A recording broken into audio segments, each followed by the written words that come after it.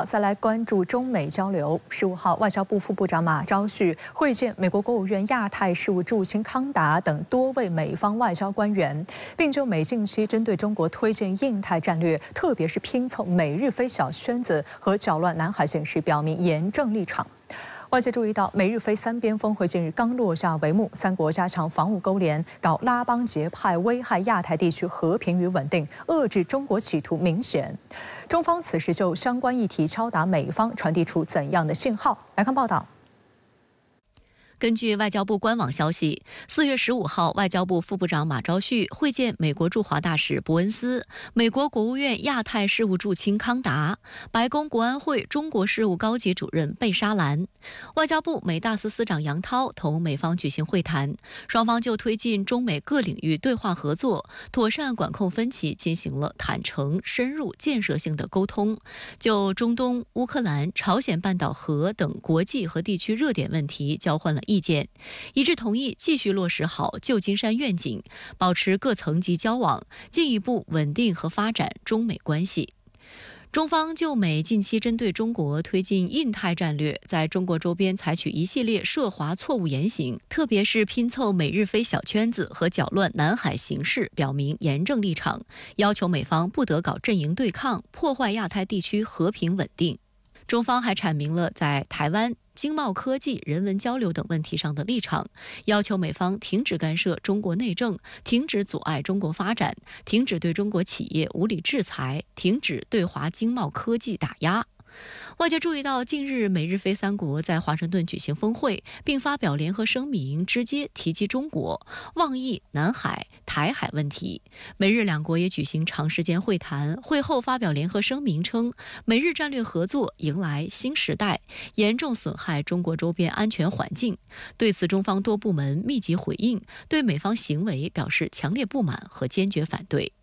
在此背景下，中国国际问题研究院美国研究所副所长苏晓辉认为，中方在此次与美外交高层官员会面时，就相关议题敲打美方，传递出关键信号。近期我们尤其注意到的是，从美日菲三方互动当中，已经形成了所谓的三海联动，台海、南海、东海三方呢在进行这种战略和安全方面的配合，形成对华的这种施压，包括军事上可能会出现的一些风险点。所以在这样的一种核心的议题的驱动之下，中方必然要对美国的动作，对于当前亚太地区的发展来表达我们的关切。同样的，也希望美国能够改弦更张。所以把问题摆在桌面上，强调当前对于中美关系重回正轨出现的一些负面的动向，尤其是美方单方面的搅动。从中国的角度来说，既是维护我们的国家利益，同样也是稳定中美关系的这种积极的举动。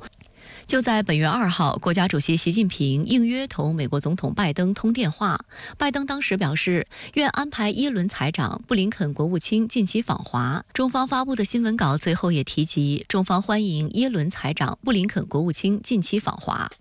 美国财长耶伦近期刚结束访华行程，拜登政府官员曾透露，布林肯将在数周内对中国进行访问。有观察指出，康达等人作为典型的职业外交官，这种级别的接触可能为双方更高层级的接触铺路。对于近时期美方官员来华访问，当前的这个时间点有几方面的特殊性。一方面，对中美下一阶段的高层级的互动，尤其是美国国务卿布林肯访华，这是打前站的行程。那么另外的一个背景，我们会注意到的是，距离520越来越近。从美国的角度来说，一方面要向民进党当局释放一些信息，但另外一方面，在台海，美国也要防止形势出现突变。所以在这个敏感的时间点上，美国认为对华沟通、对中美关系未来的稳定来进行一系列的这种工作层级，包括进一步的沟通，对于美方来说也是符合自身需要的。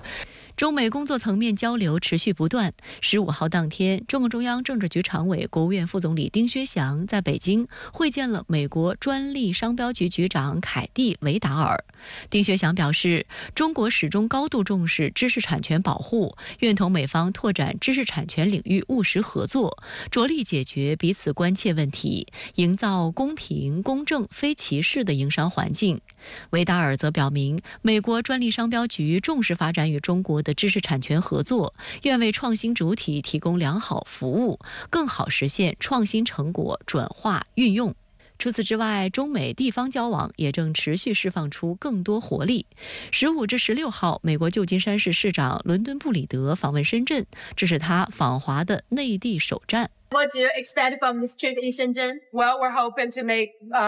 meetings with businesses and to develop more relationships and to open up the doors for us to have cross-cultural relationships. 15号上午离开香港抵达深圳后，布里德就与人工智能、无人机等领域的多家深圳企业代表共进午餐。当天下午则与深圳航空公司以及旅游业企业举行座谈交流。他还透露，此次访华的目的之一就是促进旧金山的旅游业发展。他热切期待能有大熊猫落户旧金山动物园。Well, my plan is to do everything I can to make it clear that our San Francisco Zoo, we stand ready and willing and able to host pandas at our zoo. We think that it's a wonderful opportunity. Panda diplomacy, we know, is also important as a way to build bridges. 布里德一行还得到深圳市长秦伟忠的接见。秦伟忠在会见时表示，粤港澳大湾区和旧金山湾区都是世界知名的湾区，深圳与旧金山同为全球重要的创新城市，两市合作空间广阔，潜力巨大。深圳愿与旧金山一道，为推动中美关系稳定发展做出积极贡献。深圳卫视记者注意到，布里德此次访华行程的5站当中，就包含了深圳、广州、香港这3个粤港澳大湾区城市。布里德表示，旧金山与深圳有很多相似之处，希望进一步加强两地在人工智能、新能源汽车、文体旅游等领域的合作，为旧金山湾区与粤港澳大湾区合作搭建桥梁。这一次的访问行程本身，尤其是涉及到旧金山和中国之间的合作，尤其是对深圳，我们看到的是美国希望更多的了解中国。那么从中国的角度来说，我们也愿意向美方展现中方对美合作互利共赢的这种信心。在这个华盛顿圈有更多的反华势力对中国进行妖魔化的同时，在美国的地方，包括一些这个具体的对华合作的方面，有更多的积极的态势和机遇，对美国的对华政策最终的这种走向也会产生一些长期的影响。美国负责亚太事务的助理国务卿康达与中国官员进行了会晤。那您认为康达的北京之行有什么成果呢？到目前为止，我们还看不到什么成果，只是知道康达一行和中方谈了些什么问题，包括呢中东、中俄关系、海峡两岸问题、中国南海问题和朝鲜问题。从会谈后双方发布的简报看呢，双方谈得不一定好。中国外交部副部长马朝旭对美方提出的是一连串的批评，对美国近期针对中国推进印太战略，特别呢是拼凑美日菲小圈子和搅乱南海形势，表明严正立场，要求美方呀不得搞阵营对抗，破坏亚太地区和平稳定。在台湾问题上，中方呢要求美方停止干涉中国内政，停止阻碍中国发展，停止对中国企业无理制裁，停止对华经贸科技打压。可以看出，没给康达一行什么好脸色。而美国方面呢，披露了见到中方的哪些官员，谈了些什么问题，但是呢没有给出细节，只是说呢，此次访问旨在管理风险领域和合作领域，减少误判的风险。当然呢，双方也一致认为要继续落实好旧金山愿景，保持各层次的交流，进一步的稳定和发展中美关系。我个人判断呀，这次康达一行来中国呢，就是来挨骂的。